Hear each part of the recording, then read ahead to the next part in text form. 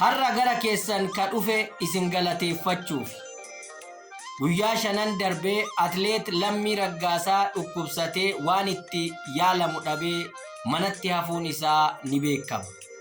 Haaluma kanaan miidiyaa kanarratti sochii taasifneen nurraa fudhattanii namoonni hundi akka dhagaanii mucaa kana yaalchisan warroota gootaniif galata qaba. Sanniin keessaa sagalee atleetota Oromiyaa Tafarii akkasumas Tafarii Kabbadaa ka biyya alaa jirtu, Chaayinaa Abdii, Deef Ispoort 21 akkasumas Daawit jechuudha.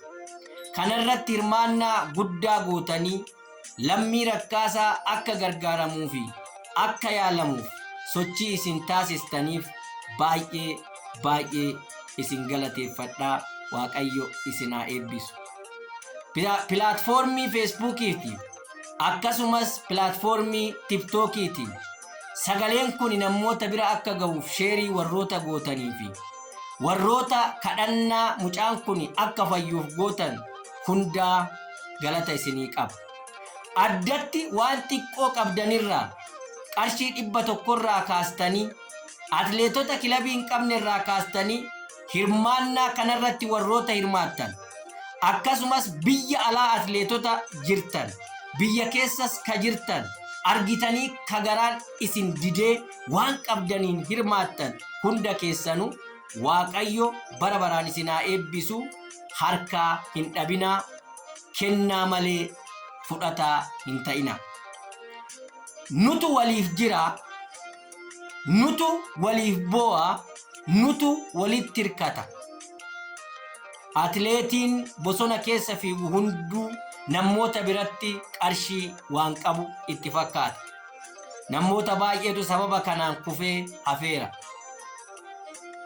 Kanaaf kana booddee atleetota haala kanaan gama kanaan rakkataniif gargaaruu fi birmachuu keenya itti haafuuf.